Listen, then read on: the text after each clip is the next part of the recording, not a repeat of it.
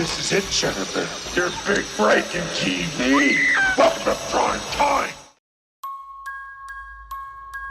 तो हेलो दोस्तों, तो आज के इस वीडियो में मैं a nightmare on Elm street के थर्ड पार्ट को एक्सप्लेन करने वाला हूँ। इस मूवी का पूरा नाम है a nightmare on Elm street 3 dream warriors.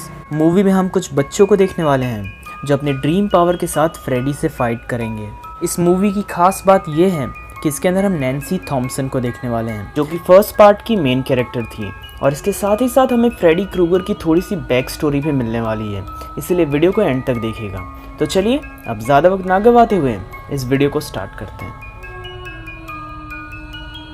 तो मूवी की शुरुआत में हम किसी को देखते हैं जो कि ग्लू, पेपर और स्टिक से कुछ बना रही होती है। इस लड़की का नाम क्रिस्टन पार्कर है और ये एक डरावना सा घर का मॉडल बना रही होती है। तभी उसकी मॉम आती है और वो उसे सोने के लिए कहती है। सोते वक्त उसे एक नाइटमेयर आता है जिसके अंदर वो वही घर देखती है जिसका वो मॉडल बना रही होती है। उस घर के सामने कुछ लड़कियां भी होती हैं जो कि जंप रोप के साथ खेल रही होती हैं। क्रिस्टन उस घर के अंदर जाती है जहाँ पे उसके सामने एक लड़की ट्राइसिकल पे आती है, पर तभी उस घर का फर्नेस अपने आप चालू हो जाता है और वो लड़की फ्रेडी का नाम लेती है। क्रिस्टन उस लड़की को लेके वहाँ से भागने लगती है और हम देखते हैं कि फ्रेडी भी उनका पीछा कर रहा होता है। आगे वो एक घर में पहुँचती है जहाँ पे ढेर सारी लटकती हुई लाश होती हैं। वो अपने हाथ में उस लड़की को देखती है जो कि स्केलेटन में बदल चुकी होती है। ये सब देख के वो काफ़ी डर जाती है और तभी उसकी आंख खुल जाती है। पर फ्रेडी असली दुनिया में भी अपने ब्लेड से उस पर हमला करता है, पर तभी उसकी मॉम वहाँ पे आती है और हम देखते हैं कि क्रिस्टीन की हाथ में एक कट होता है। क्रिस्टीन की मॉम को लगता है कि वो सुसाइडल है और इसलिए वो उसे एक साइकियाट्रिक हॉस्पिटल में एडमिट करा देती है। क्रिस्टीन के डॉक्टर का नाम नील गॉर्डन था जो कि यहाँ के और भी कई बच्चों को देख रहे होते हैं। इस हॉस्पिटल में एक नई इंटर्न थेरेपिस्ट आई होती है और ये और कोई नहीं बल्कि नैन्सी थॉम्पसन है। सीन चेंज होता है और हम क्रिस्टीन को देखते हैं जो कि एक डॉक्टर से लड़ रही होती है क्योंकि वो सोना नहीं चाहती थी, लेकिन वो डॉक्टर उसे नींद की दवा देने की कोशिश कर रहा होता है। क्रिस्टीन को सोने से डर लगने लगा होता है, लेकिन तभी नैन्सी वहाँ पे आती है और वो किसी तरह उसे शांत कराती है। आगे नैन्सी डॉक्टर गॉर्डन के और भी पेशेंट से मिलती है, जिनमें सबसे पहला है फिलिप जिसे नींद में चलने की बीमारी होती है। दूसरा होता है किंकेड जिसे कि हर छोटी छोटी बात पे गुस्सा आ जाता है। तीसरा है जोई जो कि इतना डर चुका होता है कि उसने बोलना ही बंद कर दिया होता है। इन सबको छोड़ के डॉक्टर गॉर्डन के और भी पेशेंट हैं जिन्हें हम मूवी में आगे देखने वाले हैं। इसके बाद नैन्सी डॉक्टर गॉर्डन से मिलती है जो कि उसे बताते हैं कि इन सभी बच्चों को काफ़ी ज़्यादा नाइटमेयर्स आते हैं और इसीलिए ये लोग सोने से डरते हैं। नैन्सी के जाने के बाद डॉक्टर गॉर्डन को एक नन दिखती है जो कि उन्हें ही देख रही होती है। इससे पहले कि वो कुछ समझ पाते हैं वो नन एकदम से गायब हो जाती है। मीनवाइल नैन्सी क्रिस्टीन के घर पे जाती है जहाँ पे वो उसकी मॉम से मिलती है और इसके बाद वो उसके कमरे में जाती है ताकि वो उसके बचे हुए सामान ले सके। वहाँ पर उसे उसी घर का मॉडल दिखता है जिसे हमने मूवी की शुरुआत में देखा था। हम देखते हैं कि नैन्सी ये देख के थोड़ा सरप्राइज्ड होती है। सीन चेंज होता है और हम क्रिस्टीन को देखते हैं जो कि उसी घर की ड्राइंग बना रही होती है, पर तभी उसकी आंख लग जाती है और उसके नाइटमेयर्स चालू हो जाते हैं। उसके कमरे में एक ट्राइसिकल आती है जो कि अपने आप ही मेल्ट हो जाती है। अगले ही पल वो एक ऐसे कमरे में पहुंचती है जहां पे कई अनसीन एंटिटी उस पर हमला करती हैं, पर तभी एक अजीब सा वॉर्म आता है जिसकी शक्ल फ्रेडी के जैसी होती है और वो क्रिस्टीन को निगलने की कोशिश करता है। क्रिस्टीन उससे छूटने की कोशिश कर रही होती है लेकिन इसका कोई असर नहीं हो रहा होता है और इसीलिए वो नैन्सी का नाम लेके उससे बुलाती है। हम नैन्सी को जागते हुए देखते हैं जो कि आंख बंद करके उसी चेयर पे गिरती है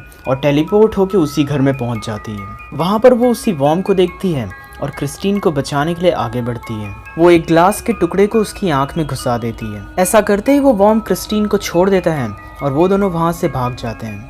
और इससे पहले कि वो वॉर्म क्रिस्टीन पे फिर से हमला करता, नैन्सी और क्रिस्टीन दोनों जाग जाते हैं। नैन्सी तुरंत ही क्रिस्टीन से मिलने के लिए जाती है और क्रिस्टीन उससे बताती है कि उसके पास एक ऐसी अजीब सी पावर है जिसकी मदद से वो लोगों को अपने सपने में बुला सकती है। आगे डॉक्टर गॉर्डन एक ग्रुप सेशन ऑर्गेनाइज करते हैं जिसके अंदर हम उनके और भी पेशेंट्स से मिलते हैं, जैसे कि विल जिसने एक बार सुसाइड करने की कोशिश की थी जिसकी वजह से वो व्हील चेयर पे आ गया है। यहाँ पे एक जेनिफर नाम की भी लड़की है जो कि एक टेलीविजन एक्ट्रेस बनना चाहती है, लेकिन ये खुद को ही चोट पहुंचाती है। और सबसे आखिरी पेशेंट है टेरिन जो कि एक ड्रग एडिक्ट होती है। वो सभी लोग अपने नाइटमेयर्स के बारे में डिस्कस करते हैं, लेकिन डॉक्टर्स का ये कहना होता है कि ये सब सिर्फ उनकी सोच का कमाल है। एक रात फिलिप जब सो रहा होता है तभी फ्रेडी वहाँ पे आता है। वो अपने ब्लेड्स की मदद से फिलिप के हाथ और पैर पे कट्स लगाता है और इसके बाद वो उसकी नसों को बाहर निकाल के एक पपेट की तरह उसे कंट्रोल करता है। फ्रेडी फिलिप को कंट्रोल करते हुए एक टावर के ऊपर ले जाता है। अभी जोई की आंख खुलती है और वो सबको जगा के उसकी हेल्प के लिए लाता है, लेकिन तब तक काफी देर हो चुकी होती है। फ्रेडी फिलिप की नसों को काट देता है, जिससे वो बिल्डिंग से गिर के खुद ही मारा जाता है। अगले दिन ग्रुप सेशन के दौरान वो लोग डिस्कस करते हैं कि आखिर फिलिप के साथ हुआ क्या। उन सभी को समझ ही नहीं आ रहा होता है कि आखिर ये सुसाइड था या फिर एक मर्डर। गॉर्डन उन सभी को समझाता है कि उन्हें इतने जल्दी हार नहीं माननी चाहिए। रात को जेनिफर टीवी देख रही होती है, लेकिन तभी उसके अंदर उसे फ्रेडी दिखता है। वो टीवी को ठीक करने के लिए उसके पास जाती है, पर तभी उस टीवी के अंदर से हाथ बाहर निकलते हैं और वो जेनिफर को पकड़ लेते हैं। आगे उस टीवी के अंदर से फ्रेडी बाहर निकलता है और वो जेनिफर का सर उस टीवी के अंदर ही डाल के उसे मार डालता है। जेनिफर के फ्यूनरल के दौरान वो नन वापस से आती है। इस नन का नाम सिस्टर मैरी था। वो डॉक्टर गॉर्डन से कहती हैं कि बुरी स्पिरिट्स को शांति दिलाना ज़रूरी है। तभी नैन्सी डॉक्टर गॉर्डन से मिलने के लिए आती हैं और अगले ही पल सिस्टर मैरी गायब हो चुकी होती हैं। एक और ग्रुप सेशन के दौरान डॉक्टर गॉर्डन और नैन्सी उन सभी बच्चों से बात करते हैं।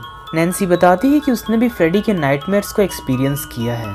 वो उन बच्चों से कहती है कि उनके पेरेंट्स ने फ्रेडी को जिंदा जलाया था और वो सभी बच्चे एल्म स्ट्रीट के आखिरी बच्चे हैं और फ्रेडी उनसे बदला लेने ज़रूर आएगा।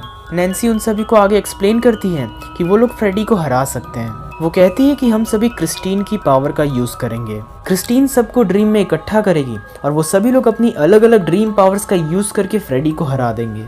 डॉक्टर गॉर्डन एक पेंडुलम की मदद से सबको सुला देते हैं। अगले ही पल वो सभी लोग सपने में एक साथ पहुंच चुके होते हैं। विल अपने ड्रीम में चल सकता था और साथ ही साथ उसके पास एक विजार्ड की पावर थी।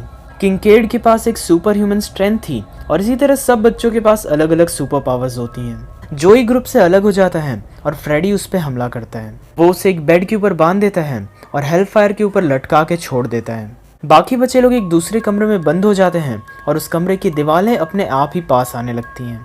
रियल लाइफ में एक दूसरी डॉक्टर देखती है कि वो सभी लोग साथ में सो रहे होते हैं और वो उन सभी को जगाती है। ड्रीम में फ्रेडी ने जोई को पकड़ लिया होता है और इसीलिए वो रियल लाइफ में कोमा में चला गया होता है। पिछले कुछ दिनों में जो इंसिडेंट्स हुए होते हैं उसकी वजह से डॉक्टर गॉर्डन को इस हॉस्पिटल से निकाल दिया जाता है। रात को जब वो अपना सामान लेके वापस आ रहे होते हैं तभी वो सिस्टर मैरी को देखते हैं जो ऊपर से उन्हें देख रही होती है। डॉक्टर गॉर्डन सिस्टर मैरी से मिलने के लिए जाते हैं और सिस्टर मैरी उन्हें बताती हैं कि अगर उन्हें फ्रेडी को ख़त्म करना है तो फिर उन्हें उसकी बची हुई डेड बॉडी को दफनाना पड़ेगा। डॉक्टर गॉर्डन नैन्सी को सिस्टर मैरी की सारी बातें बताते हैं। नैन्सी कहती है कि सिर्फ एक ही आदमी जानता है कि फ्रेडी की बची हुई डेड बॉडी कहाँ पे होगी और वो और कोई नहीं बल्कि नैन्सी के डैड ही हैं। वो दोनों साथ में मिलकर नैन्सी के डैड से मिलने के लिए जाते हैं, पर हम देखते हैं कि नैन्सी की डैड डोनाल्ड बुरी तरह नशे में होते हैं और वो उनकी कोई भी हेल्प करने से साफ मना कर देते हैं। तभी क्रिस्टीन का कॉल आता है और हॉस्पिटल में कोई प्रॉब्लम हो गई होती है और इसलिए नैन्सी उससे मिलने के लिए जाती है और डॉक्टर गॉर्डन यहीं पे रुक जाते हैं ताकि वो नैन्सी के डैड को कन्विंस कर सकें। किसी तरह डोनाल्ड उसकी बात मानते हैं और वो दोनों साथ में एक चर्च के सामने जाते हैं। डॉक्टर गॉर्डन वहाँ से होली वाटर और साथ ही साथ एक क्रॉस लेते हैं और इसके बाद वो दोनों साथ में एक जंक यार्ड में जाते हैं। नैन्सी हॉस्पिटल में पहुंचती है और उसे पता चलता है कि क्रिस्टीन को ऑलरेडी सेडेटिव की मदद से सुला दिया गया होता है। वो बाकी बचे 3 बच्चों से बात करती है और वो सभी लोग डिसाइड करते हैं कि वो क्रिस्टीन और जोई को साथ में फ्रेडी से बचाएंगे और इसके बाद नैन्सी पेंडुलम की मदद से सबको सुला देती है। सपने में वो सभी लोग क्रिस्टीन से मिलते हैं, लेकिन तभी फ्रेडी उन सभी पे हमला करता है। वो वॉल्स को स्क्रैच कर रहा होता है जिसकी वजह से कमरे में ढेर सारे फेदर्स उड़ रहे होते हैं। फ्रेडी के अटैक की वजह से वो सभी लोग अलग हो जाते हैं। क्रिस्टीन खुद को अपने मॉम के घर पे पाती है, पर तभी फ्रेडी वहाँ पे आता है और वो उसे डराने की कोशिश करता है, पर किसी तरह क्रिस्टीन उससे बचती है और वहाँ की विंडो से वो एक पुराने घर में पहुँच जाती है। टेरीन खुद को एक खाली स्ट्रीट पे पाती है, लेकिन तभी फ्रेडी वहाँ पे आता है और वो उसे ड्रग का ओवरडोज दे के मार डालता है। फ्रेडी विल पे भी हमला करता है, लेकिन वो अपने ड्रीम पावर की मदद से उससे लड़ने की कोशिश करता है, पर उसकी पावर का फ्रेडी पे कुछ खास असर नहीं होता है और वो भी मारा जाता है। क्रिस्टीन और नैन्सी एक दूसरे को ढूंढ लेते हैं और तभी किंकेड भी वहाँ पे पहुँच जाता है। वो तीनों एक कमरे में पहुँचते हैं जहाँ पे वो जोई को देखते हैं। फ्रेडी उनके सामने आता है और वो जोई को आग में फेंक देता है और किसी तरह नैन्सी वहाँ पे पहुँच जाती है और वो जोई को बचा लेती है। जोई को बचाने के बाद वो तीनों मिल के फ्रेडी से फाइट करते हैं, पर उनके अटैक्स का फ्रेडी पे कोई असर नहीं हो रहा होता है। इन सब के बीच फ्रेडी अपनी शर्ट हटाता है और हम देखते हैं कि उसकी बॉडी पे ढेर सारे चिल्लाते हुए चेहरे होते हैं और हो सकता है कि ये उन सभी लोगों की सोल्स हों जिन्हें फ्रेडी ने मारा है और ये उसे पावर दे रही हों। दूसरी तरफ गॉर्डन और डोनाल्ड को फ्रेडी की डेड बॉडी मिल गई होती है और वो उसे दफनाने ही वाले होते हैं, पर तभी फ्रेडी को रियलाइज होता है कि उसकी रियल बॉडी के साथ कुछ हो रहा है और इसलिए वो उन सभी बच्चों को वहाँ पे छोड़ देता है और वहाँ से गायब हो जाता है। फ्रेडी अपने स्केलेटन को पोजेस करता है और डोनाल्ड और गॉर्डन पे हमला कर देता है। डोनाल्ड फ्रेडी से फाइट करने की कोशिश करता है लेकिन वो भी मारा जाता है। इसके बाद फ्रेडी का स्केलेटन गॉर्डन को भी नॉकआउट कर देता है। फ्रेडी वापस से उन सभी बच्चों के ड्रीम में आता है और उन्हें अलग अलग तरीके से डराने की कोशिश करता है। फ्रेडी उन सभी को खींच के मिरर में ले जा रहा होता है लेकिन तभी जोई जोर से चिल्लाता है जिसकी वजह से वो सारे मिरर टूट जाते हैं और वो सभी लोग बच जाते हैं और यहाँ पे जोई को भी अपनी ड्रीम पावर मिल जाती है। पर तभी डोनाल्ड वहाँ पे आता है और वो नैन्सी को आखिरी गुड बाय बोलने के लिए आया होता है, पर वो डोनाल्ड नहीं फ्रेडी होता है और वो नैन्सी को स्टैब कर देता है। इसके बाद वो क्रिस्टीन की ओर मुड़ता है लेकिन नैन्सी उसके ग्लव्स को उसके अंदर ही डाल देती है। दूसरी तरफ गॉर्डन अभी भी जिंदा होता है और वो फ्रेडी की डेड बॉडी को गड्ढे में डालता है। इसके बाद वो उसके ऊपर होली वाटर डालता है। इन सब की वजह से फ्रेडी की बॉडी से लाइट निकलने लगती है और वो नैन्सी और क्रिस्टीन दोनों को छोड़ देता है। इसके बाद गॉर्डन कुछ प्रेयर पढ़ता है जिसकी वजह से फ्रेडी गायब हो जाता है। पर इन सब के बीच नैन्सी मारी जाती है और क्रिस्टीन इस बात से काफी दुखी होती है। नैन्सी के फ्यूनरल के दौरान गॉर्डन सिस्टर मैरी को देखते हैं और वो उसका पीछा करते हैं, पर हर बार की तरह वो फिर से गायब हो जाती हैं और गॉर्डन उसका पीछा करते हुए ग्रेवस्टोन के पास पहुंचता है। उस ग्रेवस्टोन पे एमेंडा क्रूगर लिखा होता है जो कि कंफर्म कर देता है कि सिस्टर मैरी फ्रेडी की मॉम थी। मूवी के एंडिंग सीन में हम गॉर्डन को सोते हुए देखते हैं और उसके बेड के पास उसी पुराने घर का मॉडल होता है और तभी उस घर की लाइट ऑन हो जाती है और मूवी यहीं पे ख़त्म हो जाती है। तो ये था आज का एक्सप्लेनेशन। उम्मीद करता हूँ कि आपको ये वीडियो पसंद आया होगा। इसके आगे के पार्ट्स का एक्सप्लेनेशन देखने के लिए चैनल को सब्सक्राइब कर लें और हो सके तो वीडियो को लाइक करें। तो चलिए मैं आपसे मिलूँगा अगले वीडियो में, तब तक के लिए गुड बाय।